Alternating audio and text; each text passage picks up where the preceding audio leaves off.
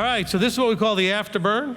Okay, so if you have comments or questions, you can raise your hand if you're here, and Steve will bring around the mic. If you're on the live stream, Kurt's over there with Rob. Rob's going to probably be the one on the mic, but they will make note of your comments or questions that are for this teaching. Now, let's try to keep the questions and comments directed to what I talked about today. If I touched on a side subject that you have a lot of issues with or questions about because you're new to this stuff and you haven't heard the teachings that I did on those subjects, we would ask that you would either go to the links that I'm sure they're posting to those teachings and listen to the teachings first. And then, if you listen to the teaching and still have questions, please feel free to contact us and we can answer your questions. Okay, who would like to go first? The very last verse, the 74. I happen to notice that it says, "For I have waited for your word." The number or the letter W is capitalized. This first notice that I've seen of that. There's usually capitalized Torah, and it said capitalized your name once in verse 55. But would this by any chance be a foreshadow to the word being Yeshua? It could be. It certainly could be. And by the way, bear in mind that it's the arbitrary choices of the translators to put capital letters, because there are no capital letters in Hebrew. But they're trying to make an important point that out of respect to anything that's connected to the above gets a capital letter. The word, the name, these are all things that are connected. When it says, and he did this, so the capital H would be there if it's talking about Yahweh. So it's trying to just, give that, understanding to us that it's dealing with the above. And so, but could these things, anytime it talks about the word, okay, I've talked about this from an amplifying sort of view, not like the Amplified Bible, but like the idea of amplifying, like the Amplified Bible tries to do. When you see the word Torah or word or instruction or light or truth, these are all things that we should be immediately connecting with Yeshua, okay?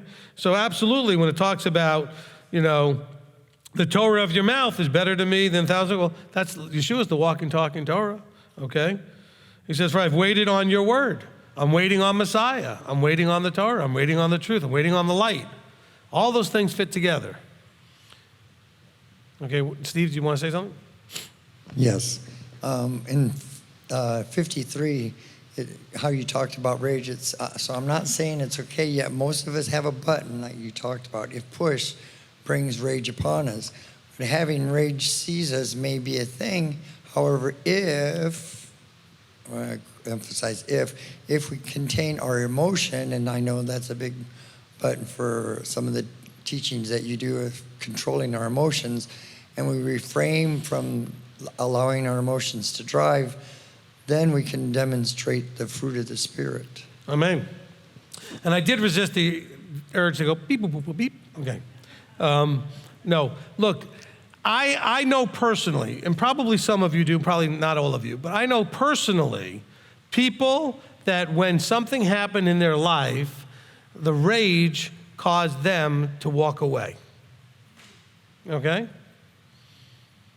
Sometimes it was the loss of a spouse, and they were so angry with the Creator for allowing it to happen, or something that happened to a child. So rage can cause you to forsake the law. Okay, here he's talking about rage seized them because of those who did, but also understand from what Steve was kind of going at, you can get yourself in a place where you're emotionally out of control with anger, and that rage can cause you to basically lose it, to walk away. And I've seen people do that. They get offended, they get angry, and they walk away. There are people that did that with Yeshua even. They got angry and they walked away. We've seen that happen here. People have gotten angry and they've walked away. The problem wasn't whatever they were angry about. The problem was that they were angry about.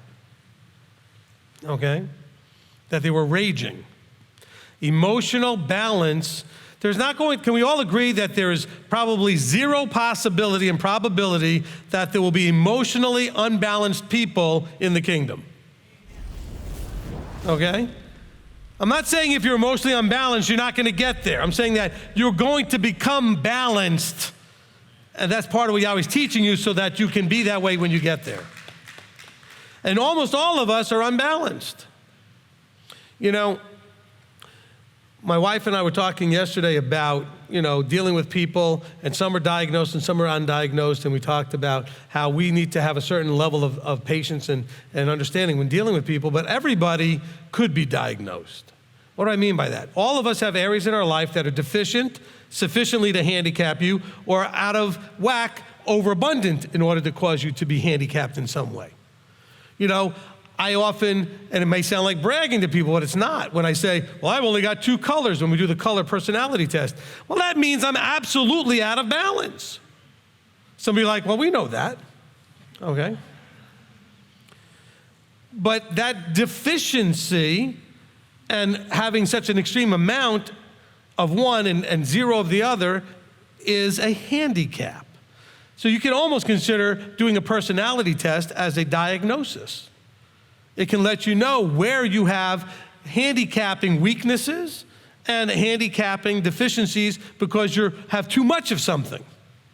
So you actually can't function right because you have too much of something. So I use the word deficiency, wrong word, but you have too much. And so that can get out of balance. See, we don't just need to be said, well, this person's schizophrenic, or this person's autistic, or this person's got this. Those are the world's diagnostic. But we should already know that if you have a problem with your anger, if you have a problem with anxiety, all of these negative emotional places are handicapping you. But everybody has something like that. Just because you don't have the one that you're looking at the other person having, they don't have the one you have necessarily. And how do we treat each other? Because, well, until recently, I think it's starting to finally change, having some sort of handicap was always a stigma. We don't want to talk about that because people will look at somebody like somehow they're deficient, and we're all that way. That would be different. But we are. We absolutely are. Okay? I am a handicapped person. There's no 2 ways about it.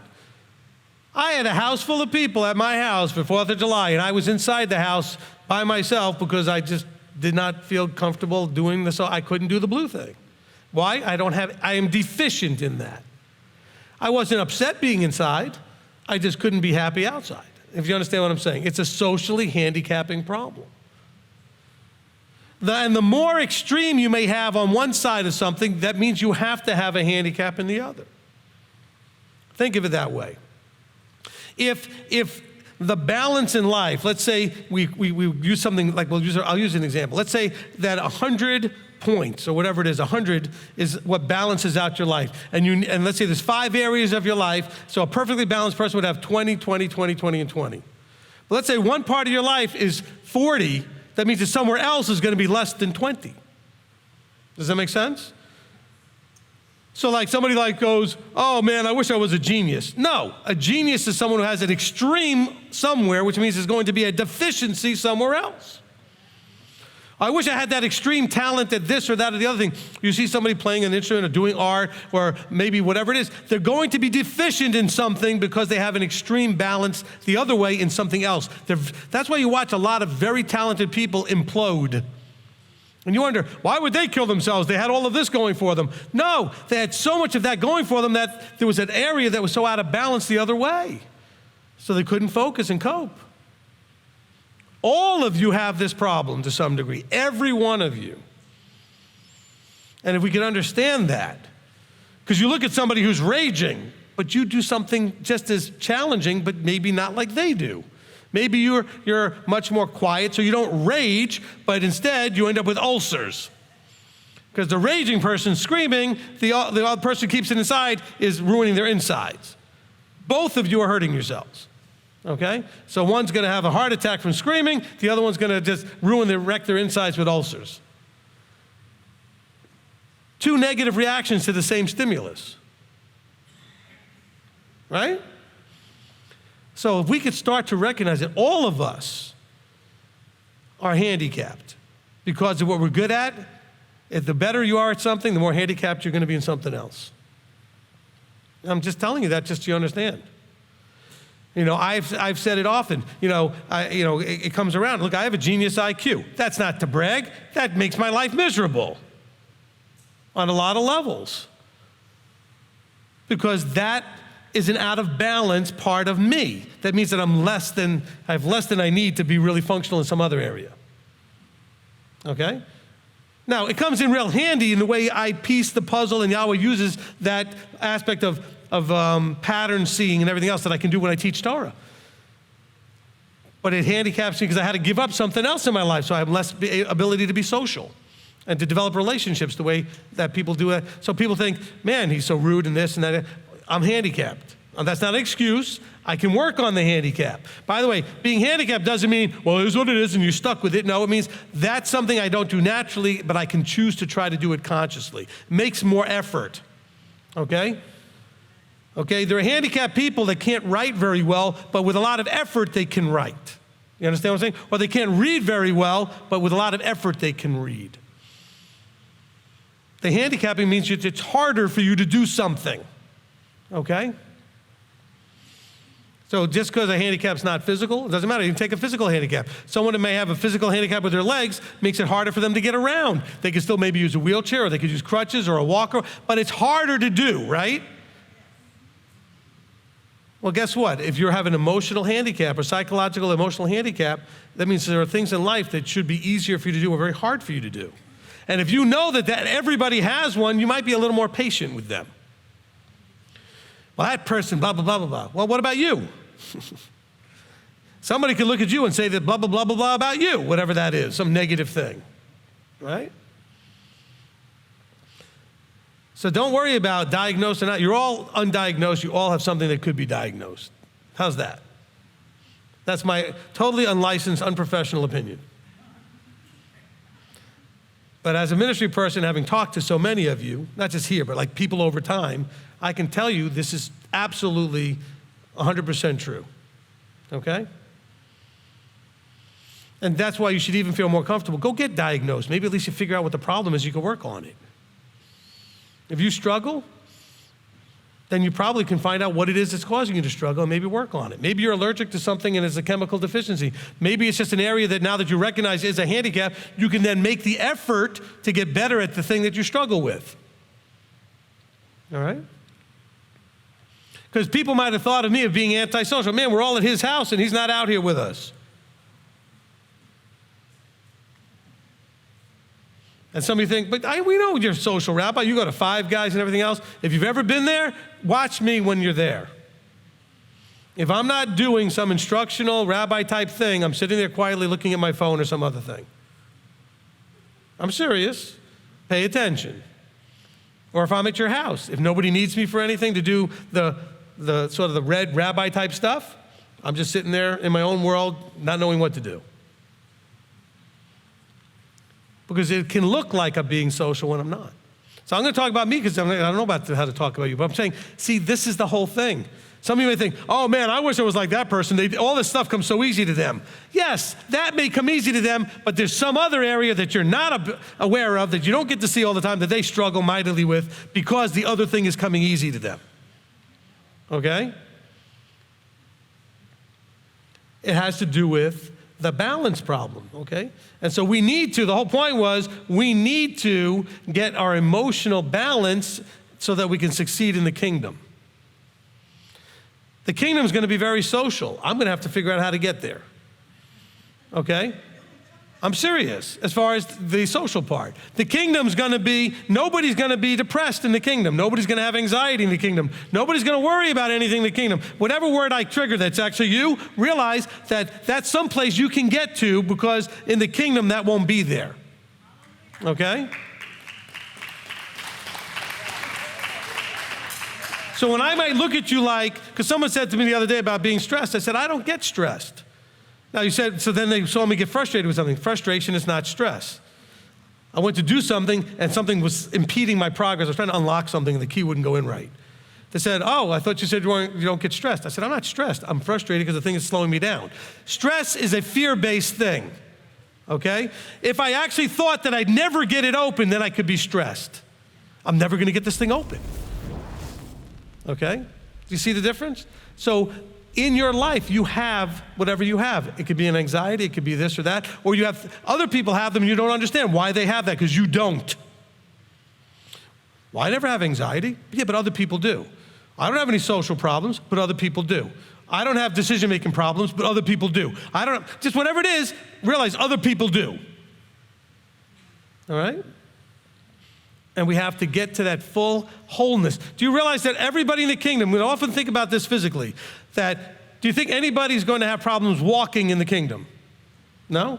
Are there going to be any physical handicaps in the kingdom? No? Okay. Why do we think that the same wouldn't be true for the psychological and the emotional? Okay? Here's the difference.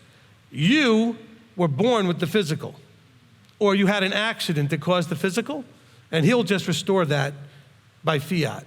The psychological and emotional, some of that you were born with, and he'll restore that. Some of it you learned, or you need to learn to struggle with and overcome, and he's going to expect you to do the parts you can. Some you were born with. There are people that absolutely have psychological, emotional stuff that had to do with they were born with a chemical problem or some other, whatever it is going on mechanically. He'll fix that. Okay? But the stuff that you can, it always comes down to, he expects you to do what you can. Okay? I was born out of balance in certain areas, but it doesn't mean I can't learn to get my rage when I get frustrated with something under control. Okay? I can learn to do that. You can learn to trust if you have a trust issue to some degree, right? You can learn to get some of your anxiety under control. You can learn to get some of your fears under control. You can learn to get some of your judgmentalism. Oh, that's a big one. You can learn not to be offended as much. You're right, we can learn a lot of this stuff. We have to. That's the bigger struggle. I don't even know what the question was that got me off on all that stuff, but hey, okay? All right? Let me add one more thing to this. This came to me last night. Sometimes these things that come to me, I wish they didn't come to me at night because I forget. I'm too lazy to get out of the bed. I got the face mask on because of the CPAP and the whole thing, and I got to put it all back on, so I don't want to write it down so I don't forget, but I remembered this one. This is for all you husbands and wives especially, but also for those with your friends, with your family members, with your kids. I want you to think about your relationship in terms of what they need from you, which is why you have a relationship from them. In other words, if let's say you struggle with your wife or your husband or your kid or whatever it is, you're always thinking about what they're supposed to give you or how they're supposed to help you. No, if you're struggling with them, maybe it's because they need you to be something they need. Not what you think they need, but what they actually need. Okay? Maybe that's why Yahweh allowed or put you together, because there's something that you can do to be what they need you to be. Even though they're going to drive you insane, they're going to push your buttons, boop, boop, boop, boop, whatever it is, right?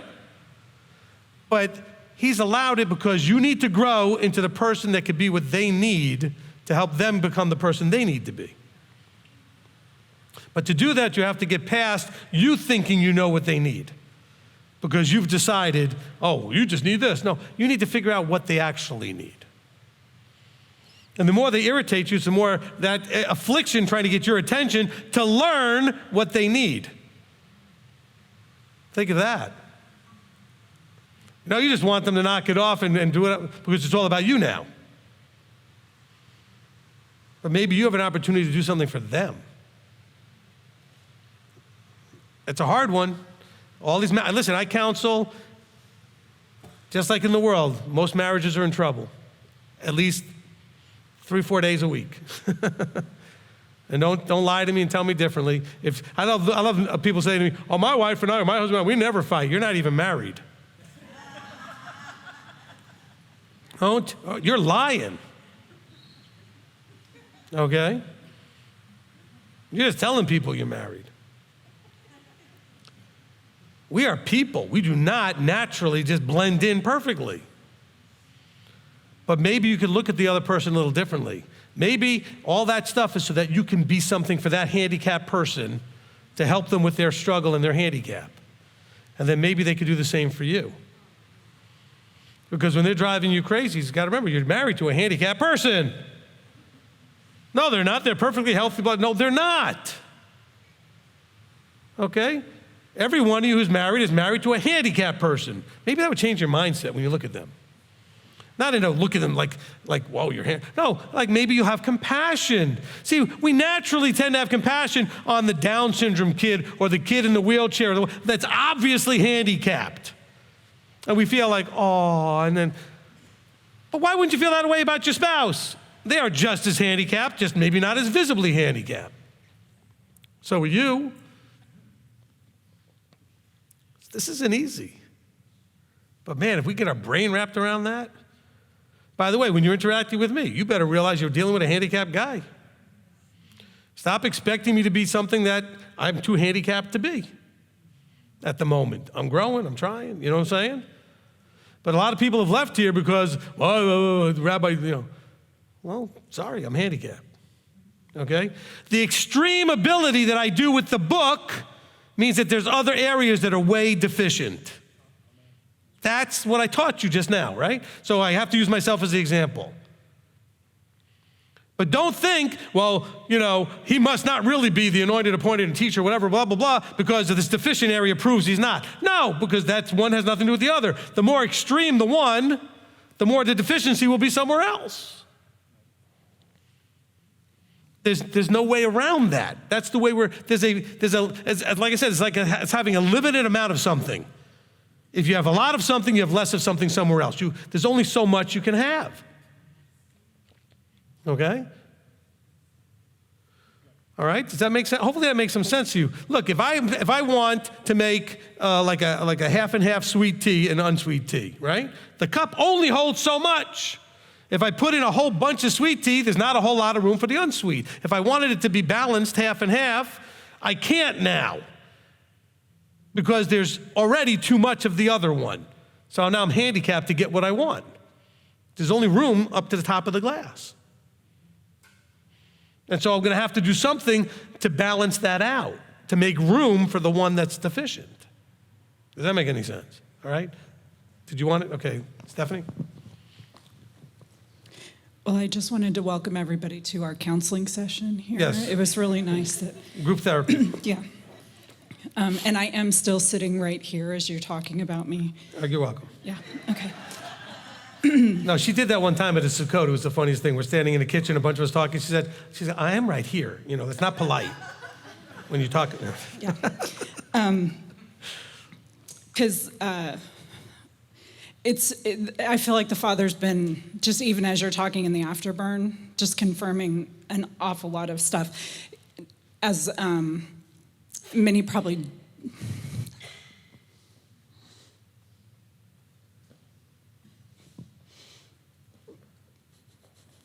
All of us should be feeling a little what she's feeling, because this should be a wake-up call to all of us. It should hit right there and say, this is really what I'm dealing with in my life. Yeah. Absolutely. Thank you. This really has been a season of affliction for me and my family. Sorry. And the good news is you have a bigger family around you to love on you while you're going through it. But it does, because I've always felt this way, that as I go through stuff, I always ask the Father for, what's the answer to this problem? Whatever this problem is. I mean, you can fill in the blank any number of things.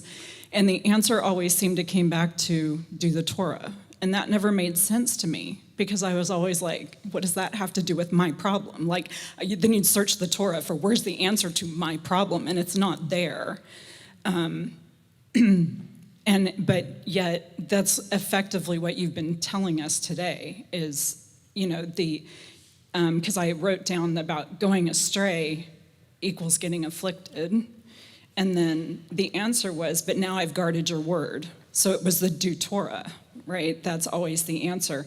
But I'm piecing together almost everything that you went back to today, because you ended up there, which is your eyes aren't open. Now, you said that in relation to the Torah, but our eyes are also not always open to where we may have gone astray while we're in the affliction. I think there are some cases where we can really see, I did this and now I sowed this and I'm reaping this, and it can be really obvious. But I think there's other times where you don't see where you went astray, and you're in the affliction and you're trying to sit there and go, how did I get here? And now it's back to the Deuteronomy 29:4, which is, until I gave you the eyes to see and the ears to hear, you didn't know what it was. And it's kind of like being able to just sit back and go, okay, clearly I have to get back in line. I have to figure out what that is.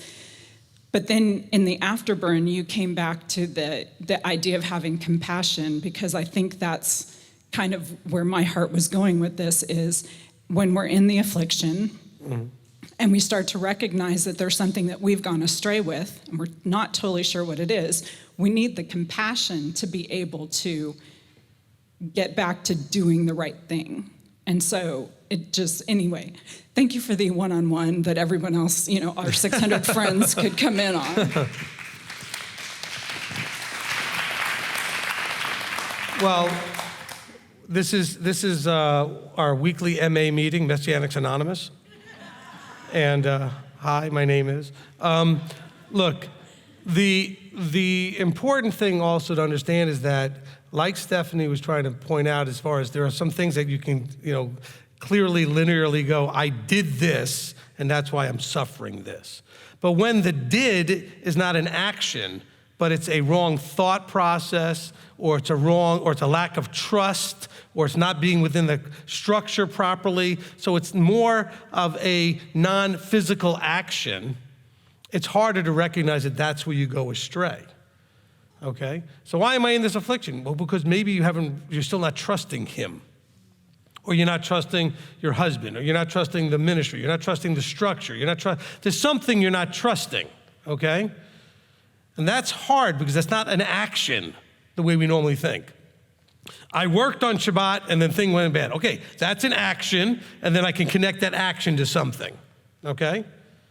All right, I wake up in the morning and my shoulder just really feels bad, and then I remember that for the first time in 10 years, I tried throwing a football for 2 hours. Oh, an action led to something, right? But what if it's not something that linear, that simple? What if it's a thought process? Okay? Wrong thinking brings all kinds of reaping, but yet it's not so obvious to us that it was a wrong thinking. Okay? And that's the tough part. And if you read the book, which I know you all do, the biggest problem in the book is that wrong mindset, the not trusting and not fearing him, but fearing everything else and not trusting him. And that's our problem. And that's going to bring affliction that helps us to readdress what's going on between our ears and in our hearts. Okay? So as opposed to sin, which is a breaking of the law, doing something you shouldn't do, this stuff is going on in your head, in your heart. It's really tough. And that takes a little bit, okay? Who's next? Okay, George? So I want to make a statement, but I'm going to preface it by sharing a little bit about myself. So for probably 25 plus years, I knew there was something wrong with me that was undiagnosed.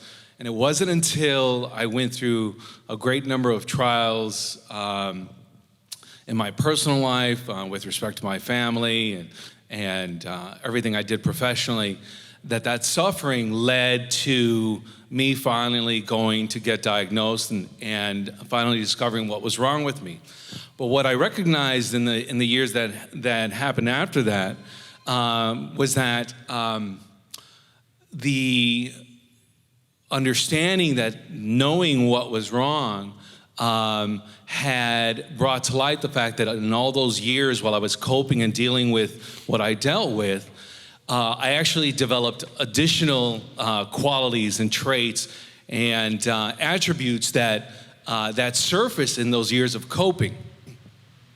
I bring that up with respect to what Rabbi was saying, and I want to make the statement, and that is, the trials and the tribulations and everything I went through, I would never trade for anyone, because they have brought me here to serve this body. And I say that with respect to Rabbi because I'm glad you've gone through everything you went through. I'm glad you're made the way you're made, because only because of you being made this way can you do what you do for us. So I wanted to just say that. Amen. Look, I don't want to kind of, overextend this, but for example, some of you think when you hear the teachings, that that's sort of the gift and the talent. No, the gift and talent is when I'm standing here with my mouth open, but to sit and write a teaching is, for me, literally torture, okay? You have to understand, I took English 1 in college 5 times. You know why I took it 5 times? Because they wanted us to write 5 papers. So each time I wrote 1, and the 5th time I just handed them all in. I can't write on demand. I can't focus linearly on a piece of paper. That's why if anybody ever gets my notes online, they wonder, but no, we want your notes. There never is any notes, because I can't sit there and literally coalesce that kind of thinking onto paper and commit to it. All I have in my notes is read Psalm 119, okay? And a little part at the front that says, make a recap about the 2 great commands. That's it, that's my whole notes, all right? Now, some of you think, wow, how can you? It's not wow. There's no other way I could do it. Do you understand?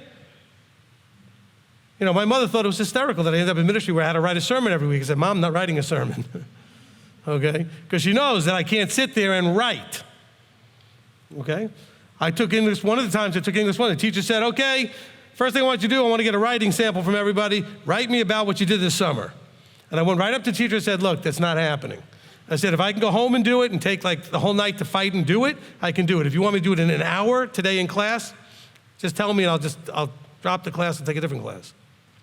I just was being honest. She said, no, you can go home and do it.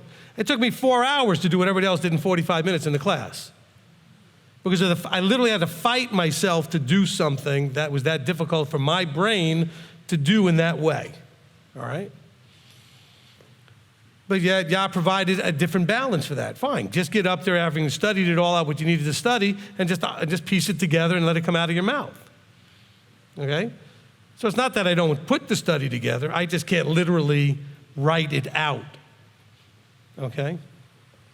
It's one of the reasons you don't have a committed to schedule yet for Sukkot, because I have a hard time committing things that I'd like to have options for. So to actually write it on the schedule means that now it's locked in, and I still want to have flexibility about a few things that I'm not sure about yet before I put it on there. All the things I know for sure are happening are on there, no problem. But that's part of my handicap, So a lot of times when people ask me stuff, my answer is like, maybe, we'll see. My daughter will tell you we'll see means no, but okay, maybe means it's actually got a shot, but I don't always like to make those commitments because of the way my brain works, and I like the flexibility of the options and that kind of thing. That's a challenge when you need to be able to make commitments and sometimes make decisions that affirm it. Other times, I make decisions, boom, boom, boom, boom, no problem. And I can't understand necessarily why sometimes it's easy and why it's not. But it's a struggle. But I appreciate that George made an important point to all of you. All the people around you, it's their handicaps and struggle with it that gives them all of the good stuff as well as the bad stuff. But that good stuff, that's part of how they became who they are. So without all that, they wouldn't be the person that you love. Okay? Now, without it, they also might not be the person that drives you nuts either. But it's a mixed bag, right? You love them, but they drive you crazy. Well, that's because they're out of balance. And why does it drive you crazy? Because you're out of balance. Why was Yeshua able to breeze through life so well? Because he was perfectly in balance. You see the difference? And so that's what we're hoping to get to. And don't worry about if you have some major, thing. That which you are not expected to be able to do, he will do for you. Okay? There's no 2 ways about it. He will do that for you. That's always been the case. He will provide what you can't. There was no way they were going to split the sea. So he split it for them. All right? And so, but he expected them, though, to do what? Trust him, stand there, be quiet. That's their part. We still have a part to do. Do everything you can to do your part. And trust me, sometimes standing still and being quiet and trusting him is brutally hard to do. I mean, much harder than the idea of, I think it would have been easier to try to part the sea. in your life, that may be your mindset. I'd rather try to struggle to physically do this ridiculous thing that there's no way I can do than to actually sit back and trust him and rely on everybody else, including him, to handle something. That's too scary. What if they don't do it? What if they drop the ball? What if I get let down again? Because you've been let down before. This is really tough stuff, and we have to grow. This is why, essentially, it needs to be group therapy. Otherwise, we're the same dysfunctional church group like you were when you were in all the other churches you were in. Only here, we're doing it on Saturday instead of Sunday. Big deal. Told you, the mechanics are important to him, but they're not as important as the other stuff. Because the mechanics simply are an expression of the other stuff. What did James say? I show you my mechanics because of what I believe. Why do you keep the Torah? Because you trust that it does what he says, not because you're just scared of him and obeying him. You're expecting it to bless you, keep you safe, transform you. Who's next? Okay, where was the mic, Steve? Oh, no. Betty has her hand up first. Great teaching. You mentioned in the teaching about the clay and the potter. Well, as a mom, my first thought went to when my kids would get some clay, and I'd watch them, and they would pound it. They would squeeze the life out of it, and they would just, to make it pliable. Mm-hmm. And they'd start molding it, but then they realized, well, I didn't make it pliable enough, so now they got to squeeze it again and pound it again. And I look at that and I thought, that's how Yah is working.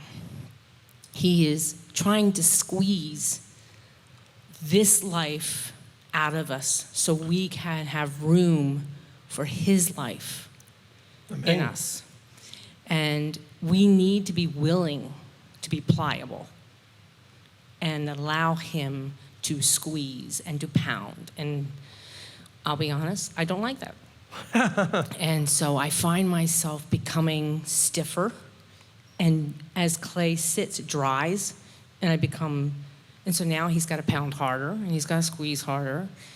And I'm learning through your teachings that when the squeezing becomes harder than it was before, that maybe I need to, whoa, wait a minute, I need to look at something so this squeezing isn't as painful. And so, but I want to thank you because I am learning a lot. Amen. Amen. Look, take that analogy, well said. Take that analogy and apply it in all different aspects. Like, for example, she said, I realize that he's trying to get the life out of me to give the life. There's only so much room, whatever that capacity is. The more there's you, that means there's less of him. The less is you, there's more of him. Okay? If you got more of the Spirit in yourself, dominating everything, then there's no room for the Ruach HaKodesh to do anything. But you have to make room, okay? This is kind of like even Yochanan, the immerser said, I have to diminish so that he can increase. There's only so much capacity, okay? If you're sitting on the throne, he can't. I mean, we use all these analogies. They're all similar type of things. To have the right balance, there has to be room made. And if something's already occupying the space, whether it's a thought space, an emotion space, whatever that space is, there's no room for the other. Who's next? Okay, live stream. Okay, from IT, says, what if my thoughts are afflicting me and I'm not sure what to learn from them? How can I pass the threshold in order to grow and get past it? I think this is a quote-unquote not enough like him kind of problem since I struggle with sudden surges of sadness and self-doubt. All right, so that's a good question. I guess I didn't say enough about this earlier that I think it's good that the question kind of triggered it. So what do you do when you find out you're handicapped in some way? All right? Well, there's two basic things that you could be doing. Well, three. Learn as much as you can about your struggle, about your handicap. Find counsel, therapy, somebody that can work with you that understands your problem, what you're struggling with. And then go ahead and even get additional resources that are focused on that problem. Let's say you have, an anger problem. There are books on anger management. There are counseling people that can counsel you with your anger. Let's say you have a problem with anxiety. There are books and teachings on anxiety. There are people that are trained to work with people with anxiety. It doesn't matter what it is, okay? Whatever it is, self-doubt, whatever you're struggling with, okay? There are resources out there for you, and there's people you can counsel with so that you can understand your struggle. And the better you understand it, the more you can use it. Like, that was one of the reasons why I gave you the color code. Okay? Well, I didn't create it, right? But that's why I encourage you to do it. What was my instruction when I first gave it to you? So you can understand yourself better, so you can understand other people better. From what point? So you can figure out where you're strong and weak, and then you realize, wow, I've got strengths and weaknesses. Guess what? So does everybody. I got things I do very easily. So does everybody. I got things I struggle with. So does everybody. And so that was part of what any personality test shows you, okay? Where, it may take, you may learn that you're more introverted, you may realize you're more extroverted. You may be more social, you may be less social. You may be more conflict ready, you may be more conflict averse. You may be more, understand what I'm saying? All of those things you can learn by taking any one of the millions of different, personality tests out there. We chose one that I thought was fairly accurate and very simple. But the whole point was to gain understanding of you, and then realize, wow, everybody else did the same thing, so now I can have a better understanding of them. But then the next step is, now what do I do with that? I realize I'm dominant, red, blue, white, yellow, doesn't matter, which means that certain things are easy, but certain things are also, the negative side or whatever. So now what do I do? Well, a lot of you call me because I have a certain amount of expertise in that, okay? In understanding the various colors and what they struggle with and how to help you. But that's the whole point. Learn about it, get more resources, get some resources to help you deal with it, and then hopefully also find an expert, someone with training who can counsel you through it. Did that kind of work? Does that make sense? Okay, so good question, Ati, appreciate it. Okay, from Olivier and Jana Hoffman. It says, Rabbi, verse 57, what does it mean when he says, you are my portion, O Yahweh?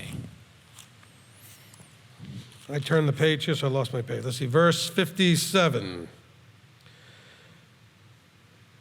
Okay, you are my portion. Okay, so when you hear the word portion, think about, people sharing in something. Okay? Whether it could be an inheritance or, like, let's say you bring, a pizza and you got a bunch of kids and they all want to grab. They say, no, this is your portion.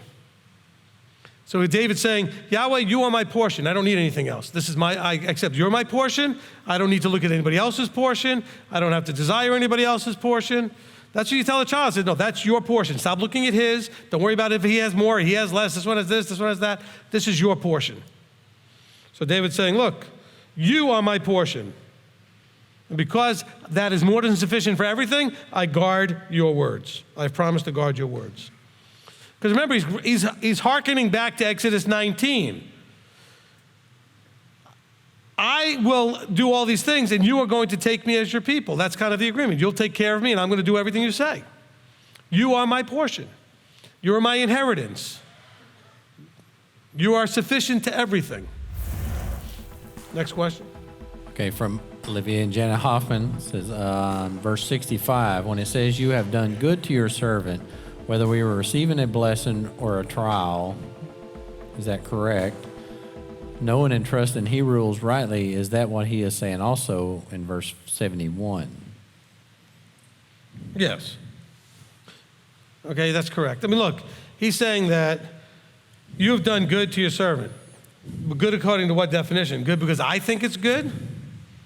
Or good because he knows it's good, right, correct, good for me, etc.? So by definition, when he causes and allows, ultimately he says all things work for what? The good. Okay? Next question or comment? All right, from Angelic Ewan, says verse 67, does Yah ever cause the affliction, or does he just allow affliction for our good? No, both. He causes and allows. Sometimes it's a cause, sometimes he allows. But since you don't know which, and it doesn't really matter which, Because either way, if he allowed it, it serves a purpose. Or if he caused it, it serves the same purpose. So as long as you know that he causes that's emunah.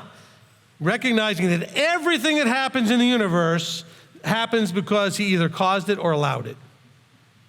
Okay, from Jessica T.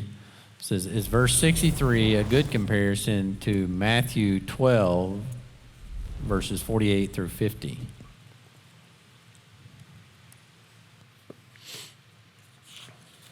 I'm looking that up. Sure. Okay, so that's the verse where, he answers them saying, well, who is my mother and who are my brothers? And he says, see my mother and my brothers. He points at the taught ones. Okay?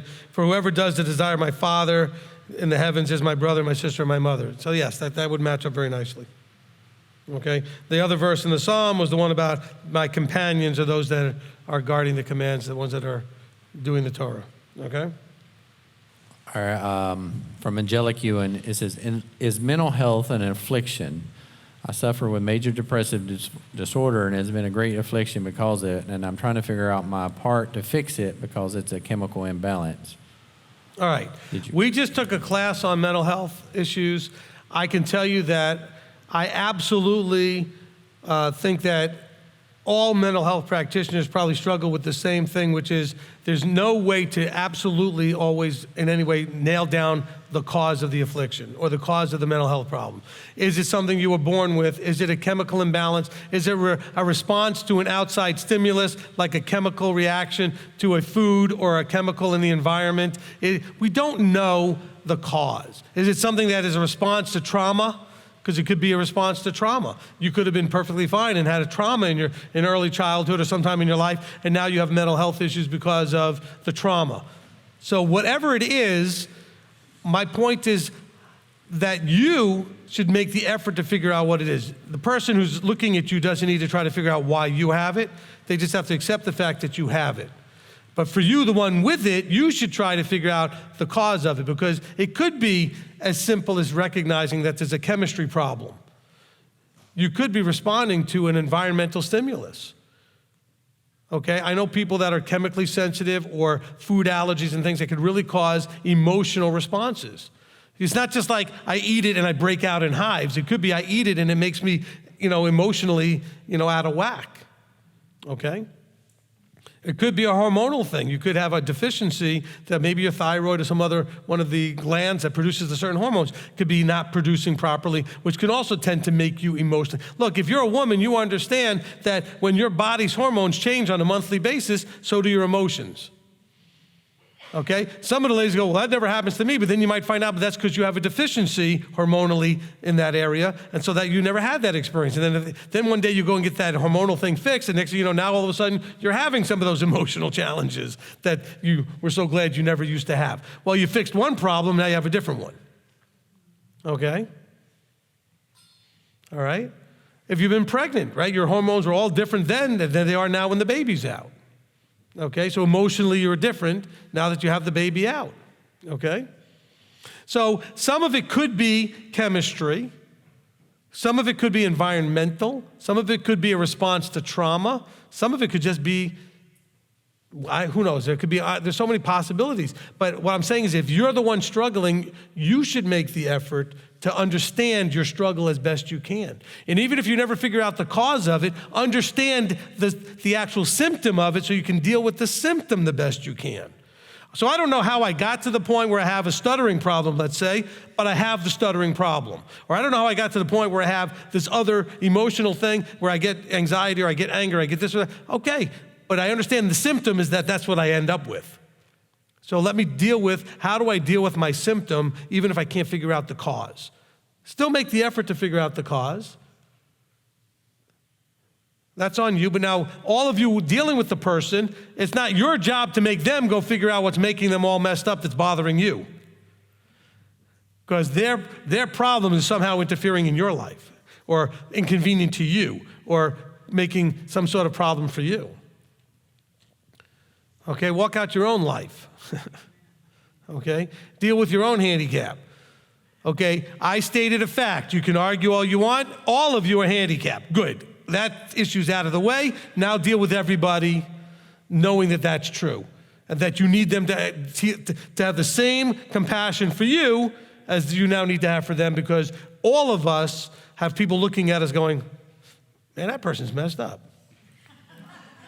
Everybody is looking at, well, I don't know why do they act like that? Why do they struggle in that area?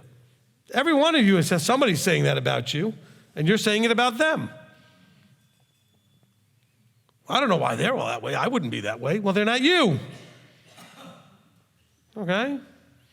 So my answer is understand, research, study whatever you have the best you can, and become an expert at your thing. And then maybe if you can find a way that works for you, you might be able to share that with somebody. Now, here's the other challenge for you, though. Recognize that you could be struggling with A, and so can I. But if they're not caused by the same thing, whatever you did to fix it may not work for me. So have patience. Don't feel like your cure cures everybody's same problem, okay? Now, you can share that and say, look, this may or may not work for you, but this worked for me. And you say, because I don't know if yours was caused by the same thing mine was caused by, but this is something I did and it worked. And so I'm just offering that to you as an option, as opposed to saying, oh, I could fix that. If it worked for me, this is how you fix it. Well, not unless it was caused the same way yours was caused, okay? It won't fix it if it's not the same. But certainly, you should be in a very gentle way willing to say, you know what, I certainly have no idea, but we've talked about it. You expressed that you had this struggle. I've had that same struggle. And this is what I did that it really helped. It might work for you too. Is that fair? All right, next question. Okay, well, I'll jump out here from me in verse 53, and there's related to some people they were taught, and they're really new. They're coming out of the church like just a month or so, and you said don't binge watch. I didn't say don't, I said just be careful. There are some that can do it, but there's some that can't. Okay. So my recommendation is watch whatever you're going to watch, and just watch it 3 or 4 or 5 times or whatever it takes so that you fully, truly understand that one teaching, so that you are doing it. The first 2 steps of every teaching are understanding it and doing it. If you watch it enough, eventually you should be able to defend it and maybe even teach somebody. But you need to at least get to step 2 before you go on to something else. Okay? Watch it. You might get that the first time. It may take 2 or 3 times. Don't move on to another teaching till you've watched it enough, whatever that is, that you understand it, and you get it, and you understand it, and that you're able to apply it. And if you can do that in one shot, great. Move on to the next one. Some of them might be that way. Some of them not. Okay? All right, next. Oh, by the way, if they were listening to a multi-part teaching, that applies to each part. I'm not saying listen to all 11 parts or something, then go back and listen to all 11 parts or something. No, listen to the one part you listened to. Did you understand it enough to move on to the next part? Okay? Don't just move on to part 2 because you listened to part 1. Hey, but you still struggle with a few things. Don't go back and listen to part 1 until you fully got it. Then go to part 2. Okay? Okay, and what I was trying to relate it to was in verse 53, you're talking about the rage. Mm-hmm. And I know a lot of people I've talked to throughout the years, just like myself, is when we do come out of that and then we do have an anger towards that, how do we stop that rage, affecting, because then now it's like we hate everything about it and it's, how is that healthy rage? Can we get up past that? Okay. So you're talking about people being angry with being lied to and being in a deception and all that other stuff. How'd you end up in the deception? Who allowed you to be in that deception? Who knew you were going to grow up in that deception? Who knew exactly when they were going to call you out of that deception? So you mad at Yahweh? Why are you mad at the church? Why are you mad at your parents, whoever put you into that church? Emunah. So unless you're going to be mad at him, see, that's part of what emunah is. You can't really be mad at anything because he caused it or allowed it. See, the only one you can be mad at is him, and you can't do that because it's part of how you got to be where you are. So instead, praise him for opening your eyes when he did. And I've met 65-year-olds and 70-year-olds who's like, why did he have to wait till I was 70 years old? Well, he could have never done it. What are you upset about? Okay? Just be happy he did it. Be happy your eyes are open. Have compassion on those who don't have their eyes open yet. See, but you're mad because, this is why, because you take it personally that somebody deceived you. Somebody lied to you. How dare they? He allowed it. Don't get mad at them. Get mad at him. People say to me all the time, I can't believe you talk about Christians like that. I'm not mad. I never talk about Christians in a bad way. He has allowed them to be in that state. It's not my problem. It's his problem. It's his choice. I trust that he has a plan for that. I explained that in the Millennium and Kingdom teaching. He has a plan for that. I have no problem that he has a plan for all of them. It's not my plan. It's his plan. If it were my plan, it may be very different. Thank Yah, it's not my plan. That goes for all of you. You should thank him that it's not your plan. Because his plan will work perfectly. Yours might not. Have you ever had a plan go wrong? Every one of us has that t-shirt. So just so that we're clear about that, okay? So when you're new, the tendency is to get very angry because there's still too much of you. Because you're offended, you're mad that somebody lied to you, you're mad that you lived your life in a lie, you're mad that you bought into it. You might have been an elder, a pastor, an usher, or this or that, and you were so into it, and you showed up 5 days a week, and you served, and you did this, and you preached, and you knocked on doors, and whatever else you did, and now you're embarrassed, and you're angry. Why? Well, it's still because there's too much of you. But why are you angry? He allowed you to do that. In that whole system, you learn to be very passionate. You learn to be caring. You learn to work hard. You learn to do the best you could under the way you understood him to be. What was wrong with that? I mean, some of you worked and you did a lot of work in your churches. All right, so you learned how to do some stuff. So why are you angry? You think you got it rough? Think of all the pastors that come out of the churches and now they feel like, man, I taught people wrong all those years. That's on me. Well, yes and no, but he allowed you to do that. So then you got to let that go. Sure, you might feel guilty, but you got to recognize he could have stopped you anytime he wanted to. If you want to own anything, own how long it took you to finally let the microphone go.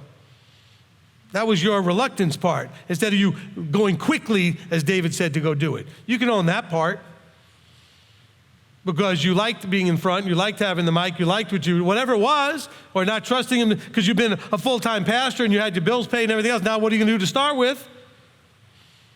Own whether or not you're ready to put the mic down and sit under somebody and be quiet and learn something before you go and grab a hold of a mic. That you can own, but don't own all the stuff you did till he opened your eyes. Just commit not to do it anymore.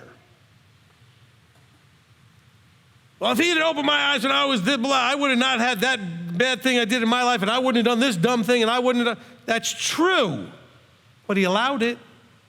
It's part of how you became you, okay?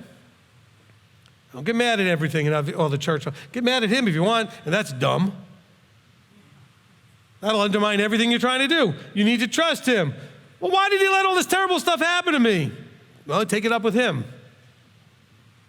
He could have left you in it, but he didn't. He could have left you there. I say it as loud as I can. He could have left you there, but he didn't. But then he brought me out of that, and then he let me get, this bad thing or that. Part of your growth. You live in a fallen world, as they say. So you expect. Bad things are going to happen in a fallen world. But you know what to do with what the bad experiences are. You can learn from them, grow from them, transform from them, where other people just sit there going, well, it's terrible stuff just happened to me. And you go, ooh, this is an opportunity. I can learn something out of this. Same terrible stuff. You lost your job, the other person lost their job. But you can look at it differently. Okay? You got cancer, they got cancer. You got this, they got this. Well, but you can look at it differently, right? Your child did this, their child did that. Well, it doesn't matter. In the world and in the body, same stuff happens. But you can look at it different, right? Just because you're in the body doesn't mean you're exempt now from stuff happening. You can just understand it better and realize that it's an opportunity for something that the other people don't realize. All right, one more, because I just took a long time on that one. Okay, from Olivia and Jenna Hoffman. It says, Rabbi, in verse 73, when King David says, you formed me, could it be he means you know me? You know I am stubborn, and so he is asking for his mercy to show him in the way only the Maker can. I think that's a decent interpretation. Look, if you're going to go with the idea of you formed me, you could be saying it from, I don't think David is. You could say, well, you made me this way.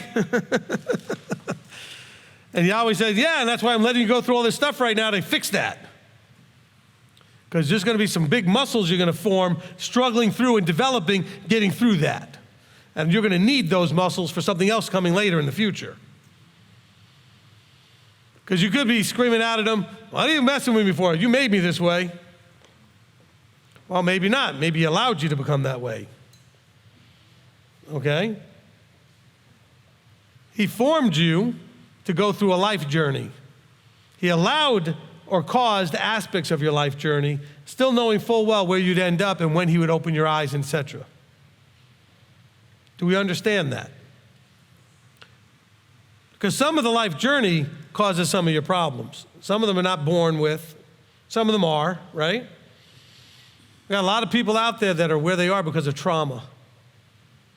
You know, something happened in their life that was trauma that they did not handle well and triggered and caused some sort of a handicap emotionally, right? So he allowed that to happen, or he caused it to happen. Why would he do that to me? I don't know.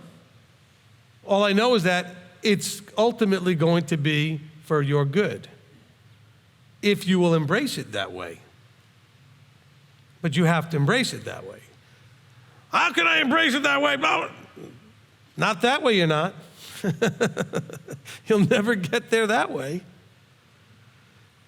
You can hit your knees and your face to the floor and just say, Abba, I trust you. I don't understand any of this. I don't know why you would allow this to happen in my life or why you would allow this to, or cause it, but I trust you. And I'm okay with whatever you would do. I'm yours. Have your way. Do what you want to do. And then maybe, who knows, he may give you some answers. He may fix a few things. He may heal a few. Who knows? I don't know. I'm not going to sit up here and give you some, if you would just do this, your life will just all be. But it's still what you need to do. Whatever he's going to do in response to that, I have no idea. It's going to be different for each one of you, and it depends on what your deal is. And what he knows you need. Never forget, he doesn't care a thing about giving you what you want until after he makes sure he gave you everything you need. That's not to say he doesn't want to give you what you want, but his main thing is to give you what you need. And I don't mean just need like you need shelter and food. I mean need to become him. What you need to be in the kingdom. You're here to get there. Okay? So he's going to give you everything you need to go from here to there. And it might be an experience that grows you in a big way in some area of your life because you need that to get there. Okay? Or maybe you need that so that someone else can be helped to get there because now you can help them where you couldn't until you went through it. Think of that. Whatever you're going through, if you get through it, think of how you can now help somebody else get through what you just got through.